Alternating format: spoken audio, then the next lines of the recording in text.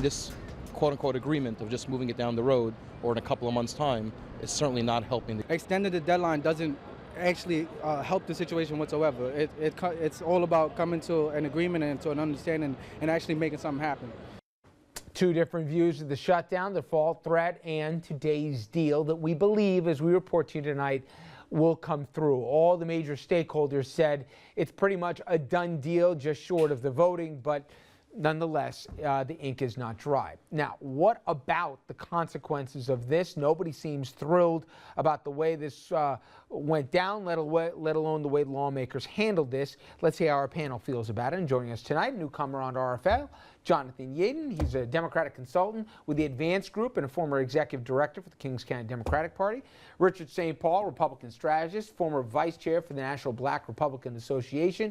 And Andrew Whitman, RNN senior political correspondent. All right, guys, I'll start with you. Thoughts on the deal? First of all, did you think that this was all going to be consummated before the stroke of midnight or no?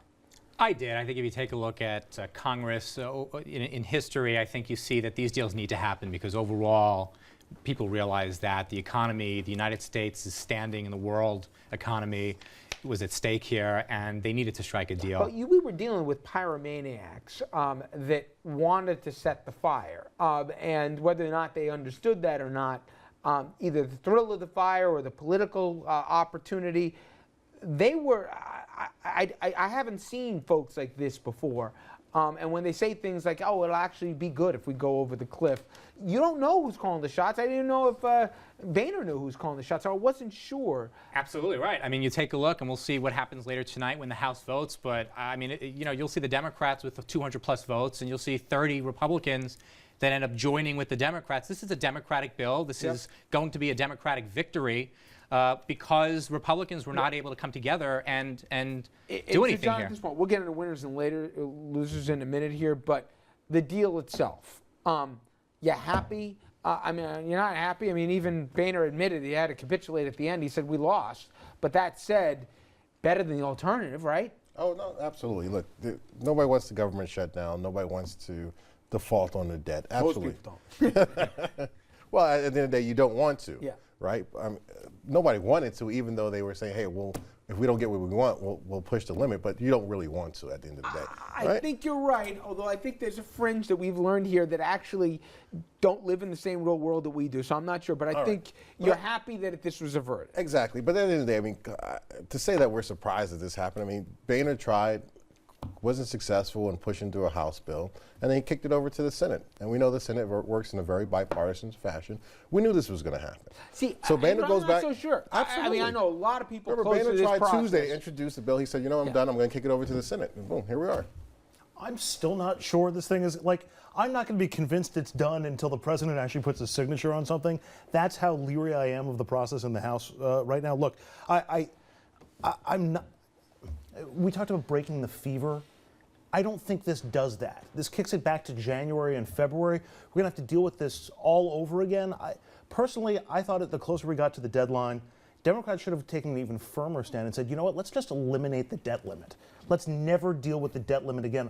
Probably not politically doable, and you need to get a deal to stop this thing from going over the cliff. Now, if you elected Andrew, we would hit that debt ceiling because nobody's going to agree to that. Well, I mean, why not? Well, because this is totally do you think arbitrary. Andrew's analogy, the fever, may have been broken? No, listen. No, right? No. I mean, look, this is going to be, but it's not as strong. Remember, we have time. It buys us a little more time until January, February, but I don't think it's as strong.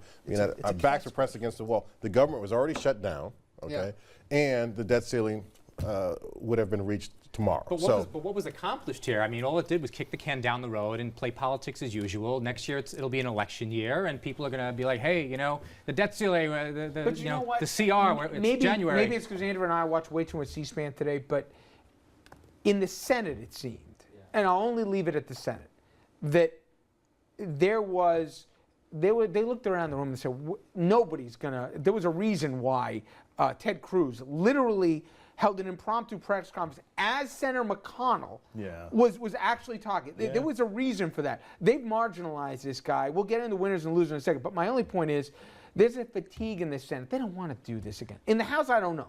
But in the Senate, at least, They got better things to do with their life right. than to play this high wire. When Ted Cruz initially had his filibuster, many senators, including John McCain, thought it was a charade, and they had been there a long time and said, "What is this guy doing? He's a freshman. What is he doing right now?"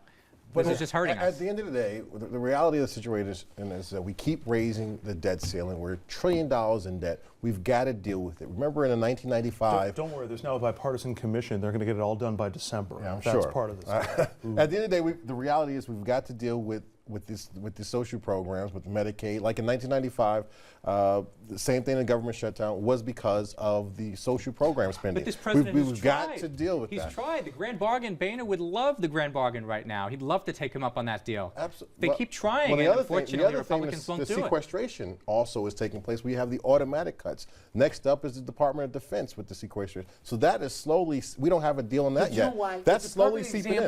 I want to get to a lot, but that's a perfect example. They put sequestration in because they said you'd have to be nuts to do it. And look what happened. It's still, even with tonight's deal, that's still going on. There are cuts, so automatic cuts to every department in there federal are no lines government. anymore. Remember how it was the third rail? Yeah.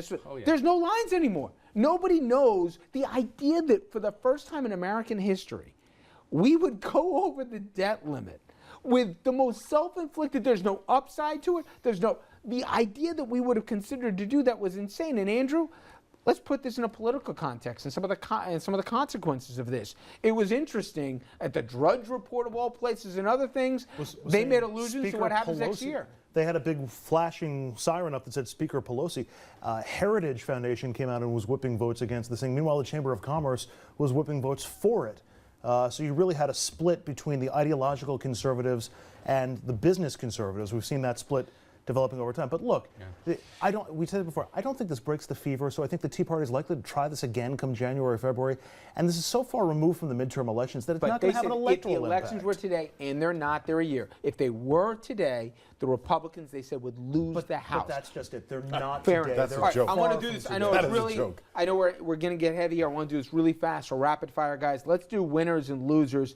Quick thoughts here, and I'm going to go through them first. First of all, the president. At the end of the day, he didn't capitulate. I don't see how he's a loser in the process. We agree? I think he's a loser. Well, you don't like him. In this. In this situation, yeah, I think he's losing because it's not him that did anything.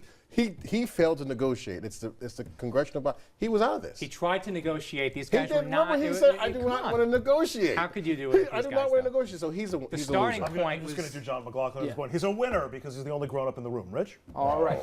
Ted Cruz, we all agree the guy's got a big L, or does he actually come out as a hero to his base here and he doesn't care because he'll either run as a third-party candidate for president in 2016 or whatever else? He doesn't seem to care. Yeah, again, I don't think he's a winner in a situation of how this ended. He's got but let's huge see. loser. But let's see what happens in January and February and where he goes there. But Huge loser. Obviously, yes, he did what he needed to do to feed his base red meat, but ultimately it was a losing cause and there was no end game. I mean, what did he do? What did he get? The Houston Chronicle took back their endorsement of him today. Big loser for Ted Wow. Cruz. Okay. This one, I think you go either way on. John Boehner. I think he's a loser. I think ultimately he was unable to be the Speaker of the House and get his house in order. You know, the countervailing point of view was he said, you know what? I'm sick of doing this. Let them work it. Let them get it out of their system now. Let the fever break here. We're going to go through this up until the 11th hour.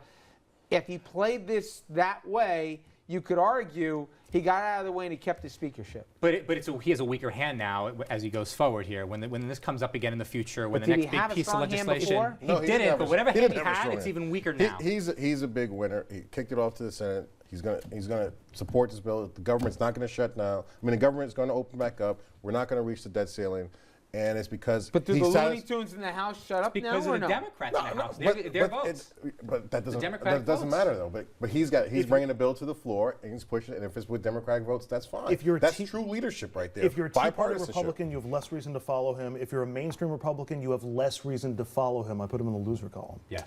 I don't think anybody wants the job, though. So I think at the end of the day, Eric Cantor is dying for that job. be careful what you wish for, Yeah, Mr. I Cantor. agree. As I said before in the show, who else is going to replace him? All right. We are going to jump to a break here. More RFL straight ahead, and we focus on races closer to home here, mayor's race in New York. Now, if you thought a 45-point lead in the polls meant de Blasio would ease off on the gas in the debate last night, you were wrong. Did Joe Lhota just get steamrolled, and do we put the RIP here on his political campaign? That and an interesting ad as well coming up straight ahead on RFL.